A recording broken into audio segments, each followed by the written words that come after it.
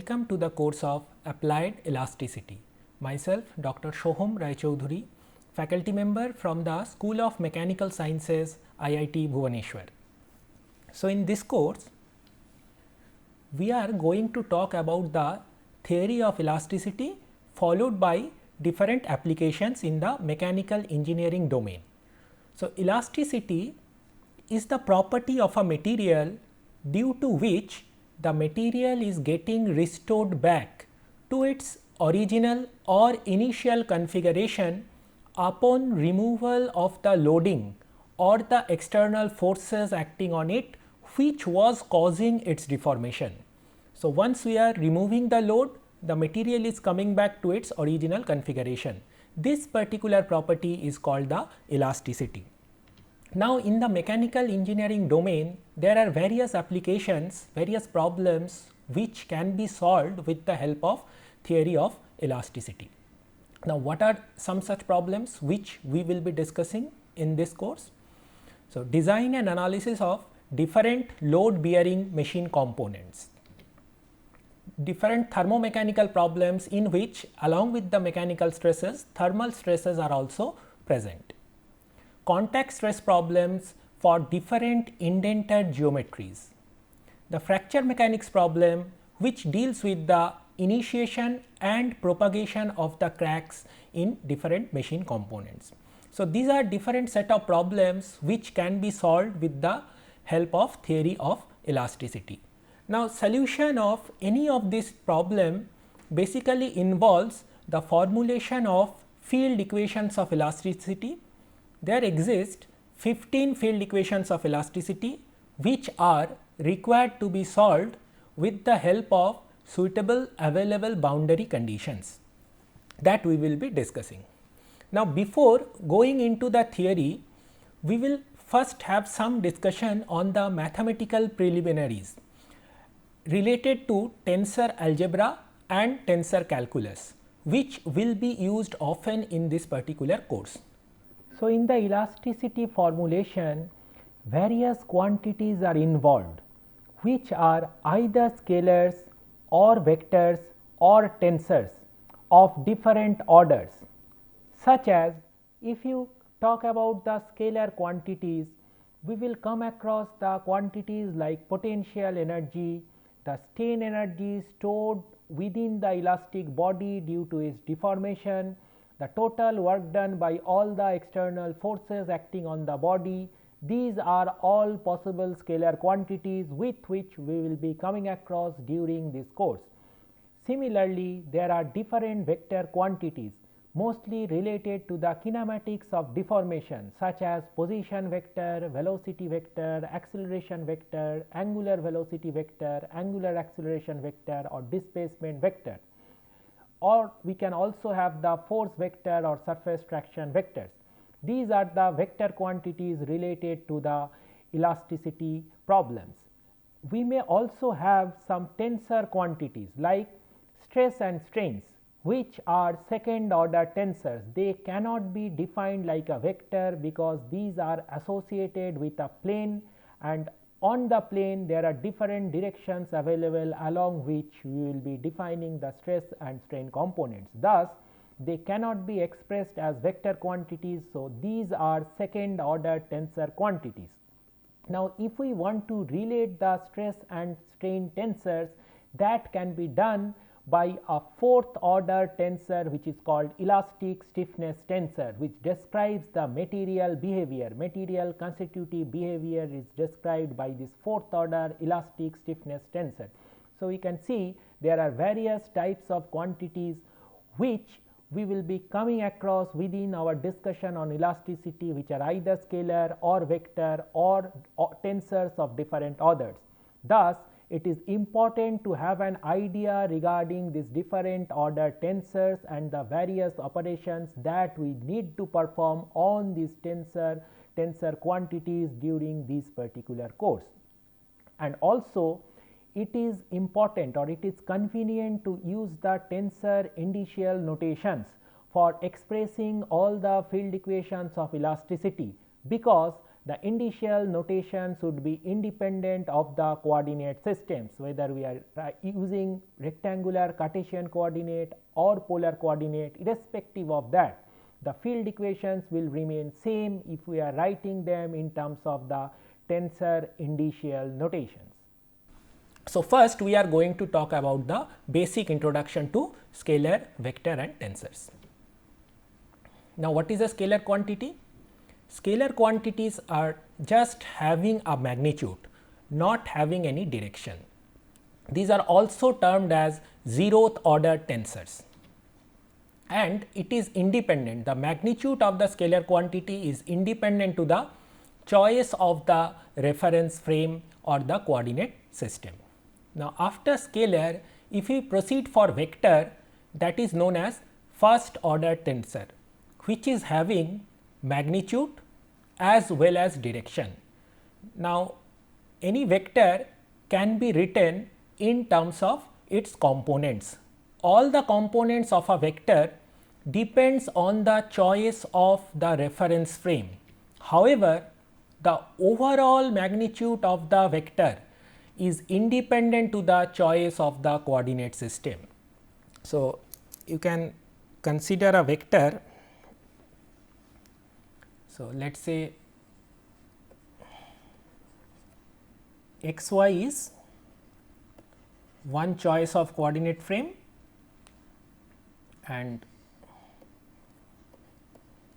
O to P is a vector with components x and y. So, O to A, this much is equals to x, the x component of this vector.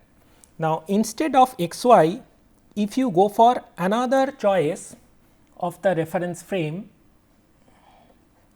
let us say x prime y prime. In that O to B, this is the x prime component of the same vector. Now, here you can clearly see x is not equals to x prime. So, the component of the same vector is different in two different coordinate systems. However, if you consider the overall magnitude of this vector, this should be independent to the choice of the reference frame. So, in the first x y frame, root over of x square plus y square is the overall magnitude of the vector. In the second frame, this should be x prime square plus y prime square under root this entire quantity, and both of them must be same. So, overall magnitude of the vector is independent to the choice of the reference frame, whereas the individual components are dependent. Now, if we go for tensors, these are defined as a transformation. We will come to the formal definition later, and you should understand now that tensors are having order 2, 3 or more, and the same property as discussed for the vector components is valid for the tensor components. Tensor components are also dependent on the choice of the coordinate system, that is choice of x, y and z axis. Now, first we are going to define the basis in a vector space. Let us consider a subset involving n vectors, E1 vector, E2 vector, E3 vector till En vector, and this particular vector subset can be called as a basis of the vector space V if all these vectors E1, E2, E3 till En are linearly independent and any element of this vector space V can be expressed as a linear combination of all these vectors. So, let us consider any arbitrary vector u, any vector within this vector space V. If we can express u as a linear combination of all these E1, E2, E3 till En, these vectors, then we can call this E1, E2, E3, this set is forming the basis for this vector space, where the U1, U2, U3, these are the scalar factors, weighting factor attached with individual vectors e1, e2, e3 forming the basis of the vector space. So, if this set of e1, e2, e3 are linearly independent, and with the help of them, if it is possible to express any vector u as a linear combination of those, then we call e1, e2, e3 till en is the basis for a vector space. So, rectangular Cartesian coordinate system, unit vectors along x, y, z, let us say I cap, j cap and k cap, they forms the basis for the vector space in rectangular Cartesian coordinate system. And we can go for different choice of basis or base vectors for a vector space, but the number of elements, number of components present in a base vector system should be same for all possible choice. So, if we are having 3 components in one base vector choice, then for all other choices 3 elements will only be there. Now, coming to linear independence of vectors. Let us consider u1, u2, u3 till un, a set of vectors in vector space V, and if you consider this equation alpha 1 u1 vector plus alpha 2 u2 vector continuing till alpha n un. So, summation of alpha times u from 1 to n equals to 0, that is a 0 vector. Now, if a set of vector u1, u2 till un is able to satisfy this equation, then they will call linearly independent only if there exists a set of scalar alpha 1, alpha 2 till alpha n which are not all zeros. So, if it is possible to satisfy this particular equation with alpha 1, alpha 2 till alpha n, all of them not being 0, some of them 1 or 2 may be 0, but all of them cannot be 0. If we can find any such combination, then we call those set of vectors u1, u2 to be linearly dependent.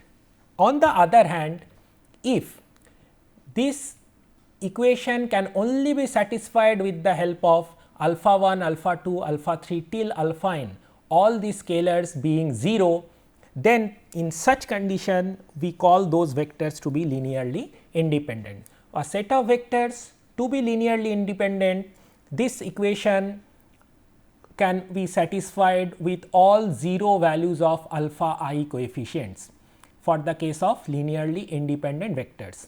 However, for the linearly dependent vectors, this equation can be satisfied for a set of alpha I values where at least one of the alpha I is non-zero. This is called the linear independence of vectors in a vector space. Now, coming to the indicial notation.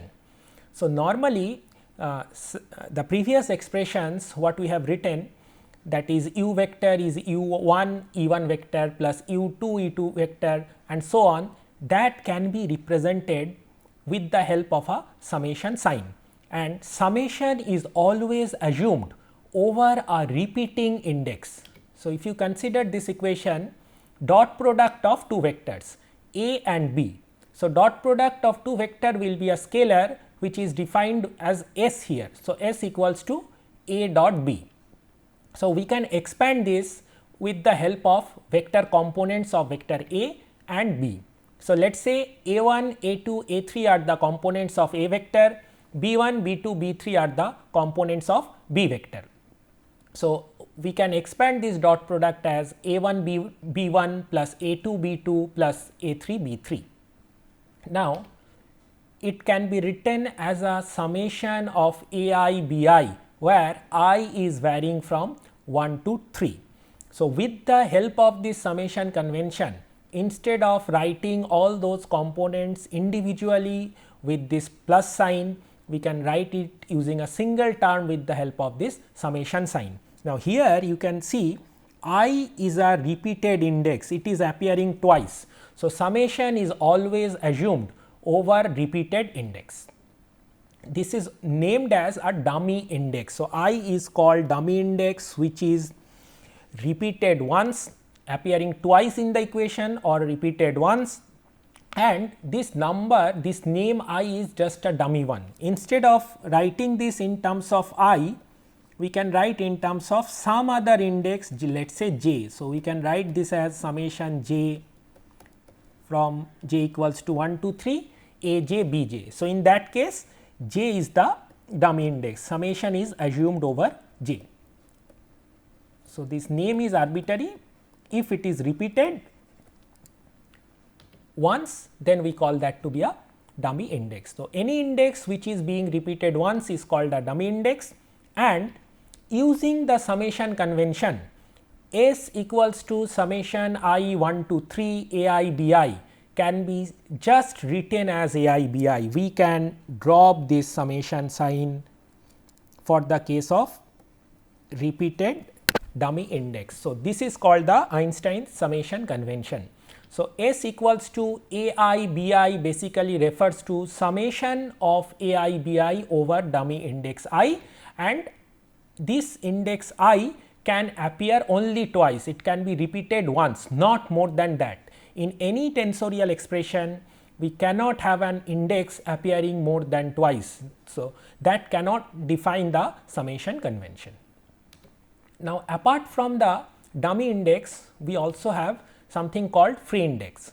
So, free index is defined as the index which is appearing only once in each and every term of the expression. So, this is important. In all the terms, if one index is appearing once for every term, then we call that to be a free index. So, if you consider this expression, right hand side expression, y I equals to k I j x j. Here left hand side is having one term in which I is present.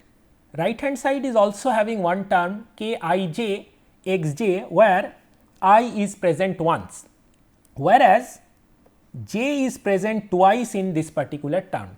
So, j is repeated appearing twice, whereas I is appearing once in all the terms, both on LHS left hand side as well as right hand side. So, I is a free index here, j is a dummy index here. So, now we are going to consider few examples. So, let us say in this one a I plus b I equals to c I. So, I is appearing once in all the terms, both the terms on left hand side and on the right hand side c I term. So, thus I is a free index. For the second example, we are writing a vector A as a I e I vector. E I are the base vectors or bases, whereas a I are the components. So, here we can write any component a I of this vector as a dot product of the vector and the corresponding base vector e I. So, a I equals to a vector dot e I vector. Here also you can see I is appearing once on every term. So, both left hand side and right hand side they are having single term and I is appearing once in each term. So, that is why I is a free index here. Now, in the next example, u I equals to v I k j m j equals to w I.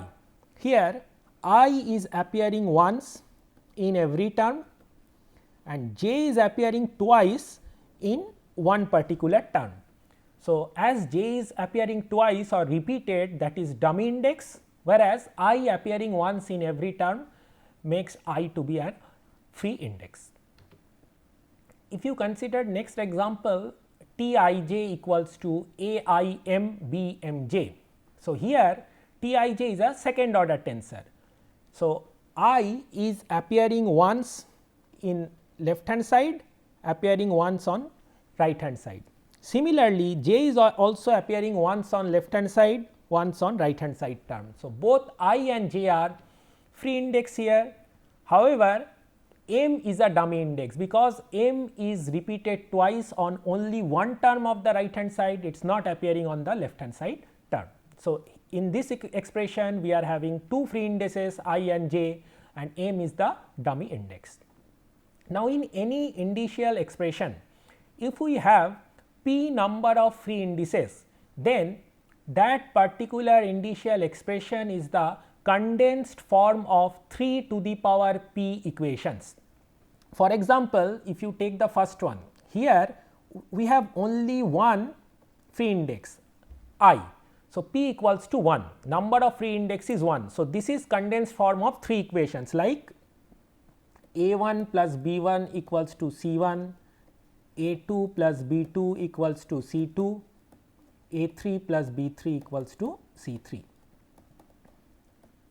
Whereas, for the last example here we have I and j, 2 free indices, and thus this will be a condensed form of 9 equations.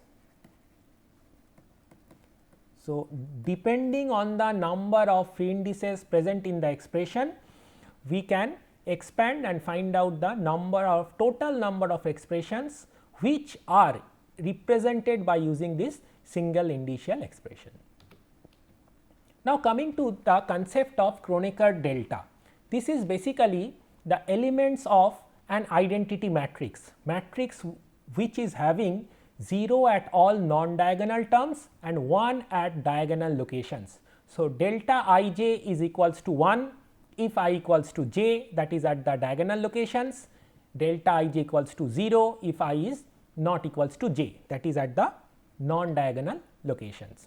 Now, if we are having both the indices to be same, delta I, this term, now here I is a repeated dummy index and summation is always assumed over the repeated index. So, delta I refers to summation of delta I varying from 1 to 3, means delta 1 plus delta 2 plus delta 3, and what will this be?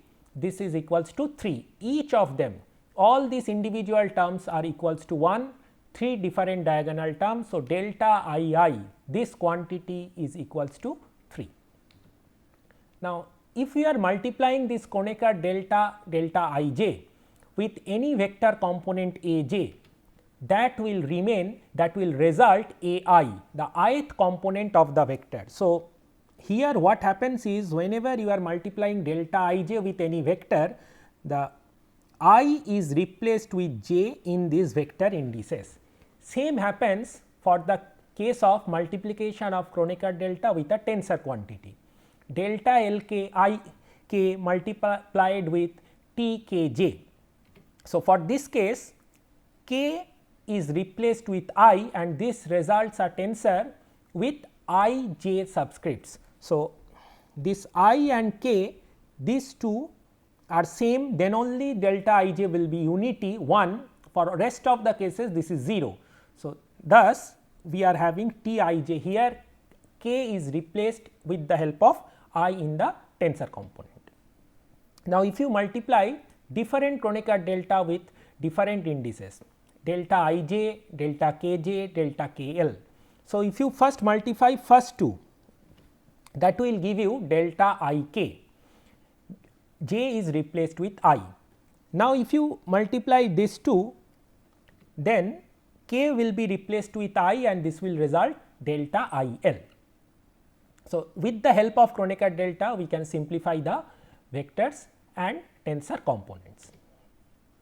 Now, E I and E j being 2 unit vectors, their dot product can also be written with the help of delta I j. If E I is dotted with E I, then only we will get a unity when I equals to j. If we are taking dot product of 2 different unit vectors E 1 and E 2, then that will be equals to 0. So, if I not equals to j, this vector will be 0. Thus, dot product of any 2 base vectors or unit vectors can be written in terms of delta I j. Now, coming to the definition of permutation symbol. Permutation symbol is defined with E I j k having 3 indices, 3 subscripts, and this is equals to 1 when I, j and k are not equals to each other and they are in cyclic order. So, let us say we are considering this I j k to be in cyclic order, then it will be equals to 1, permutation symbol equals to 1. So, let us say I equals to 1, j equals to 2, k equals to 3, and these subscripts are appearing in this order 1, 2, 3, then it will be equals to 1. If it is not appearing in the cyclic order, So, first is 1 which is followed by 3, then followed by 2. This should be equals to minus 1. So, we are not following the cyclic order of 1, after that 2, after that 3. If this is not followed, then permutation symbol is equals to minus 1 and 0 otherwise. So, if any 2 or 3 indices of the permutation symbol are same, then that would be equals to 0. So, we can write this explicitly as E123, E231, E312, all of them are 1, E132, 213, 321, these are minus 1 and all rest are 0. Whenever the index are repeated, you can see here 1 is repeated, here 1 is repeated, 1 is repeated, 2 is repeated, 3 is repeated. For all such repetition of index, permutation symbol will result 0. So, I j k being in cyclic order, they are equals to 1, I j k being opposite to the cyclic order, all of them are equals to minus 1. Now, with the help of permutation symbol, we are able to express the cross products. So, if you consider a right hand side basis E1, E2, E3, these are the 3 unit vectors of a right hand side basis, then E1 cross E2 is equals to E3, E2 cross E1 equals to minus E3 and so on, these are known to you. Now, this can be combinedly written with the help of permutation symbol as EI unit vector cross EJ unit vector is equals to permutation symbol EIJK into EK unit vector. So, cross product of any 2 unit vectors can be written with the help of permutation symbol. Now, using this, we can express cross product of any 2 arbitrary vector. Let us say A and B are 2 vectors and C is the cross product of those 2 vectors. So, C equals to A cross B. This equation, if you expand and write in terms of their components. So, C1 is A2 B3 minus A3 B2, C2 is A3 B1 minus A1 B3, C3 is A1 B2 minus A2 B1. Now, if we try to condense all 3 of these equations in a single initial notation, initial expression, that will become C I equals to E I j k A j B k. So, C vector can be written as C I E I hat, that is unit vector along I direction as E I j k A j B k into E I. So, for this equation here, if we are taking I equals to 1, for that case C1 will be E1 j k A j B k. Now, j and k can take 2 values 2 and 3, rest of the cases permutation symbol will be 0 because the indices are same. So, this is basically E123 A2 B3 plus E132 A3 B2, and we know that this first quantity E123 is 1, whereas E132 is minus 1. So, C1 can be written in terms of A2 B3 minus A3 B2, that is the first equation. In the same fashion, using I equals to 2 and 3, the next 2 equations can also be expanded. So, thus C vector, which is cross product of 2 vectors A and B, can be written as E I j k A j B k into E I, that is unit vector along the I direction. And it can be shown or proved that this permutation symbol E and the Kronecker delta, they can be related with the help of this particular expression E I j k times E I m n equals to delta j m delta k n minus delta j n delta k m. So, 2 first subscripts for both the permutation symbol on the left hand side are same. For such cases, the product of 2 permutation symbol can be expressed with the help of these 2 Kronecker delta. So, this particular expression is called E delta identity. Now, let us consider few example problems. alpha is given as k1 square plus k2 square plus k3 square. So, here in each term we are having ki into ki. So, this can be written as ki times ki, where summation is assumed over this repeated index I varying from 1, 2 and 3. If you are having the second example as del 2 phi del x1 square plus del 2 phi del x2 square plus del 2 phi del x3 square, this can be written as phi comma I. So, any quantity comma I refers to del xi, derivative with respect to xi once. So, comma double I refers to derivative with respect to xi twice.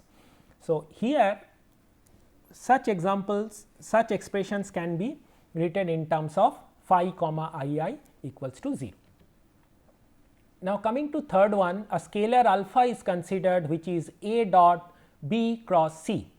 So, for the dot products, if we write that with the help of initial notation, this is A I B cross C I. So, A was first vector, B cross C is second vector. We are attaching I to both the vector A I B cross C I, and then B cross C I can be simplified with the help of permutation symbol, and thus total alpha will become E I j k A I B j C k.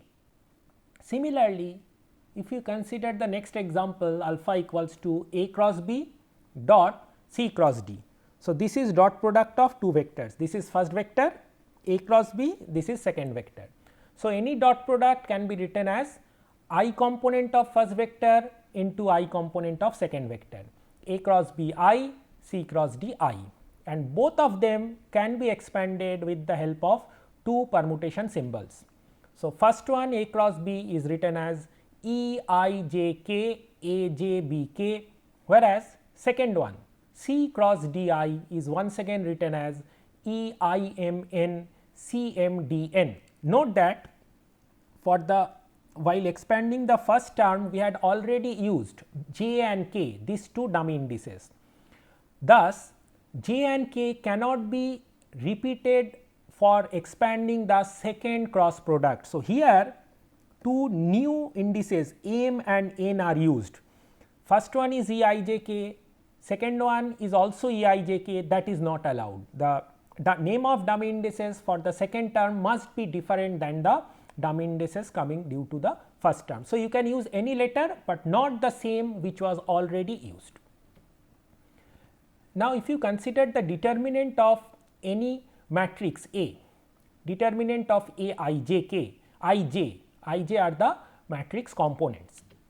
This can also be represented if you expand a determinant, then this can also be proved to be represented with the help of expression D equals to E I j k A 1 I A 2 j A 3 k. So, with the help of this Kronecker delta and permutation symbol, it is possible to condense many of these expressions into this single indicial form with the help of summation conventions. So, in this particular lecture, we had discussed about the fundamental concepts of scalars, vectors, tensors. We had also discussed about the summation convention or indicial notation, introduced the concepts of Kronecker delta and permutation symbol. Thank you.